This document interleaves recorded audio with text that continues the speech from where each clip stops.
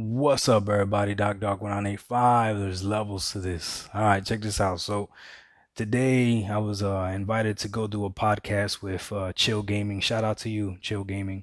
ISO Motion Gaming was on there with me as well. It's on his Twitch channel, and it's going to be. I think he's gonna say he's gonna drop it tomorrow or whenever he's able to edit it. So he streamed it on Twitch, so he can't stream it on YouTube, simultaneously. Anyways, um during that podcast, there's something that kept coming up between all three of us when we were talking, me, ISO, and Chill Gaming. And the thing that kept coming up was the theme of options, right?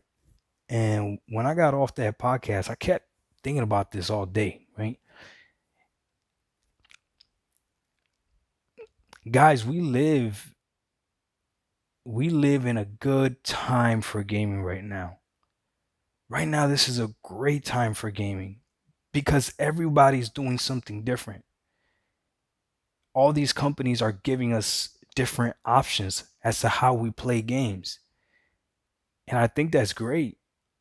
I think that's great. The problem is going to be when we don't have options and we're forced into a certain way of playing these games. So, for the person that is anti services, if the only way we could play games was if you subscribe to a service, I'm right there with you. That would be a problem. I agree with you. I agree with you. Services would be a problem if that was the only way we could play games. To the person that's anti streaming, if the only way we could play games was to stream them, that would be a problem. That I'm right there with you. That would be a huge problem. Now let me flip it.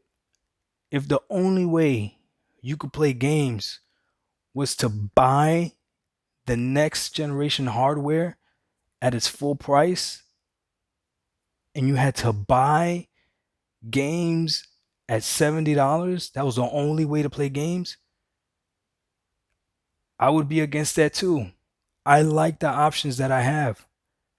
I like every single option that I have. I like the option of being able to subscribe to a service if I want to, where I get to evaluate whether or not it gives me value. And once it doesn't give me value, I will drop the service. I like that option. Listen, I'm going to be honest with you. Whenever I get my PS5, because I'm going to get one, right? Whenever I get a PS5, I will evaluate whether or not PS Now at that point in time is of value to me. I will. I'm not dumb. I'm going to evaluate it. If it's not of value to me, then I won't get it. If I want to spend $70 on the AAA new games that Sony is providing, then that'll be my option. If I want Game Pass as my service, that'll be my option. My streaming service right now is Google Stadia. That's my option.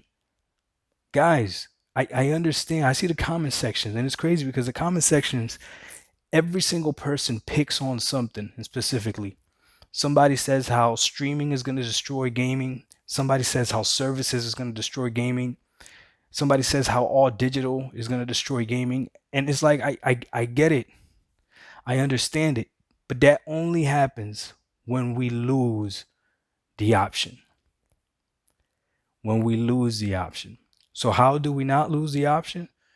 Doing the exact same thing that we're doing right now, which is some of us are down for the services, some of us are not. Cool. Don't subscribe. Don't subscribe. Keep buying your games. Some of us are down with streaming, some of us are not. Cool. Don't stream. Don't stream. Some of us are down with buying digital copies, some of us are not.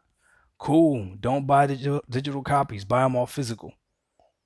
But the fact that the money is what talks, guys. The money is what talks. And these companies are going to do whatever the money brings. It doesn't matter how much you talk on Twitter. It doesn't matter how what you say on YouTube. It doesn't matter how many videos you make, I make, anybody makes. It doesn't matter. The money is what talks. When an option is no longer viable and is not bringing these companies money, it's all a business. They'll get rid of it. They'll get rid of it. So look, man, I love Google Stadia. I think it's an amazing way to play games if your internet is right. It's not for everybody. It's not. I'm okay. I'm okay not owning the game as far as like physically or whatever. Like I'm okay with that. I understand. To me, when I buy a game, especially like same thing when I buy a game on PC, if I buy a game on Steam, I bought the game, I played the game, I paid for that experience. Of course, it stays in my Steam library, but I don't see myself re-downloading that game ever again. Highly unlikely.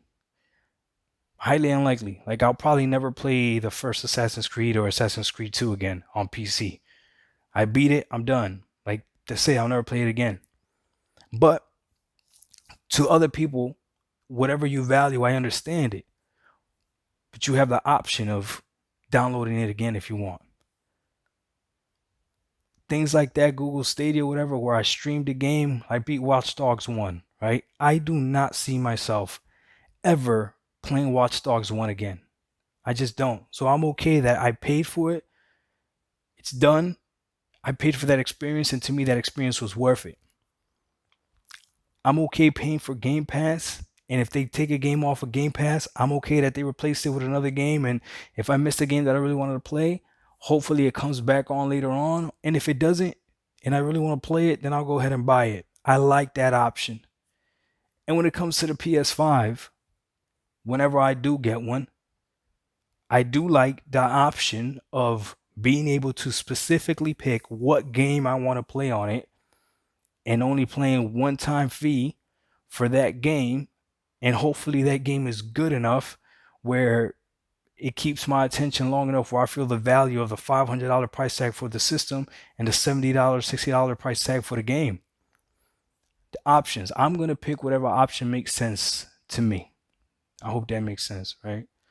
So at the end of the day, guys, your concerns about all these services and the different approaches that all these companies are taking is valid. If you're afraid of streaming services and that taking over the gaming industry, I understand it. It's valid. As long as, again, as long as you can articulate it without using your emotions. I get it.